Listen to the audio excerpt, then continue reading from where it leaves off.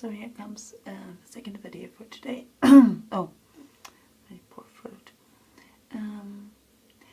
This person who commented on my video before earlier today, this made me really happy, thank you.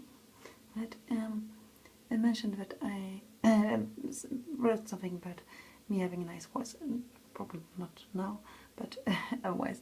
And it reminded me about this, what do you call them? ARMS videos, do you call them that? AMRS? I don't know. It's those letters, but I don't remember the order of them. But it was like, it's videos when you listen to somebody who's talking in a very nice and calming voice, and people use this to relax and so on. It's also some videos for sexual purpose also, but most I think are for just relaxing and falling asleep or ease anxiety and things like that. And I was once in love with a guy. I really liked those videos, and I asked if he wanted me to record something because he had hardly heard my voice at all, and he said, "Oh yeah, it would be great," and so on. So I spent like, I think it was about 4.5 hours trying to record like this, not a video but actually just a voice message. It was like maybe 8 or 9 minutes long, and to get it perfect, because I felt so insecure about my English and about how I say things and so on, and about my voice too. I just wanted to make it sound the way I wanted it to sound, and my voice is much deeper, and I also have this full look language when I speak English instead of like when I speak Swedish.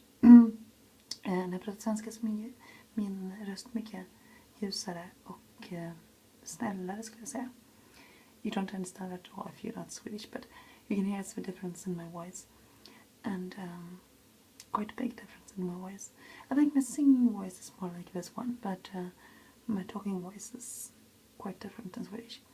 So anyway, I spent that time, and when I was finally done with this, and I was going back and work on this for days, so it was actually the active time I spent on it was like 4.5 hours, and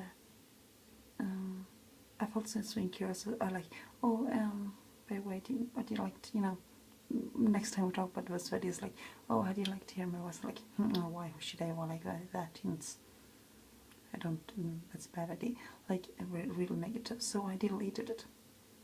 And sometime later we talked about it again, and he was all again like, oh, what did I like stay in my voice, and I was recording this video or this voice match again, and I think I made 5 or 6 of those kinds of videos. I mean, I probably spent like 20 hours active of just trying to make those videos for this guy, or voice recordings for this guy, and ended up deleting everyone because he was not in the right mood when I asked him. And I think that's also on the list of stupid things you do when you're in love, because I mean, this wasn't worth it, was it? I mean, or of course everybody's worth, you know, good things, but I mean, why spend so much time on somebody who doesn't appreciate it? Even if you're not in a good mood, you should know that somebody, you should be able to appreciate and say, you know, feel happy for something somebody have done for you, and instead of just being so simply, it's like, but I mean, some people just don't have it in this. I think some people has to try to be mean to other, and to some people just come natural, and this is one of them that comes very natural too. So yeah, that's kind of sad. But it's in the past, and that's a good thing. It's a past, I must say, that kind of things. But the stupid thing is that if he or anybody else came and asked me to do this kind of video, I would, because I'm a sucker for that, to do. I wouldn't say it for pleasing others, but I get a satisfaction of making somebody else happy, to make something nice for somebody else. So if somebody asks me for help with something or do something for them, I always do it. I always end up doing it. It's both a blessing and a curse, I guess. But yeah. Anyway, as I was going to talk, said in that last video about this with competition children. And this is something I think it's very cultural when it comes from country to country, because I can't understand how you can let small children be in the competitions overall. I mean, no matter what kind of competitions, if we're talking pageant competitions, dance competitions, singing competitions, soccer competitions, horse jumping competitions, no matter what it is, gymnastics, not, that's all for one.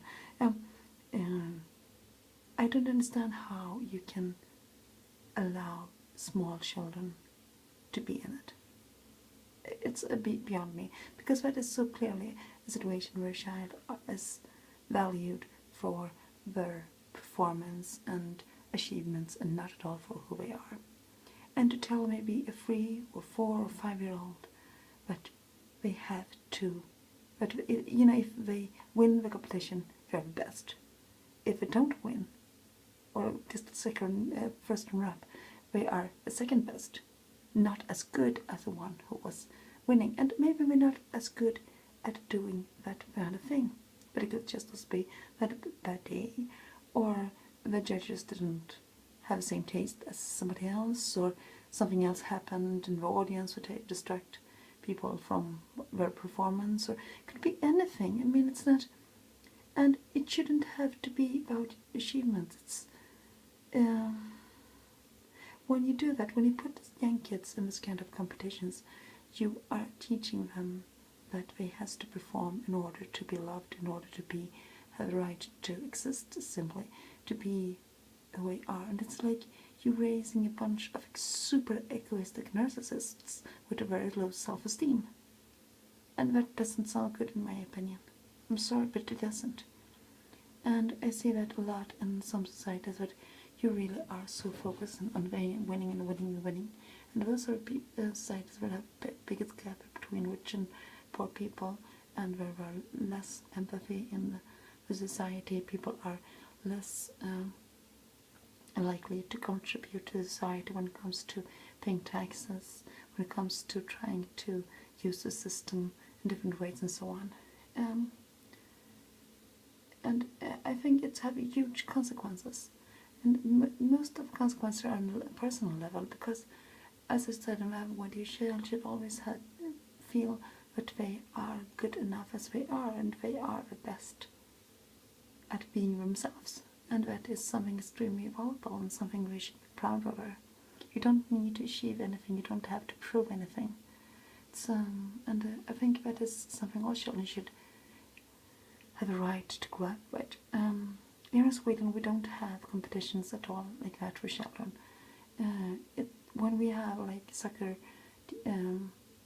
teams, competitions, when we're talking about younger children, it's always like everybody is called a winner and everybody get a medal and so on.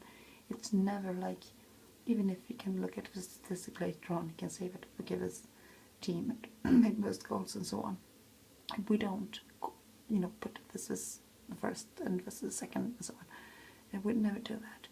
And when it comes to dancing, gymnastics, that kind of thing, singing, whatever, we don't have competitions for young kids. And even, it's like, even in school, if you have physical class in school, you are a gym class in school, you're not really allowed to have a competition in that, also because we think that this is treating the very bad side of the personality. It's creating little monsters, you must say, narcissistic people who don't have empathy with others, and that is something that seems really bad in society. And there are a lot of bad things in my culture too, but that is something I'm glad what we have, that we don't press young kids into that we don't feel that you have to achieve things in order to be loved and to be ordered to have the right to be whoever you are and so on.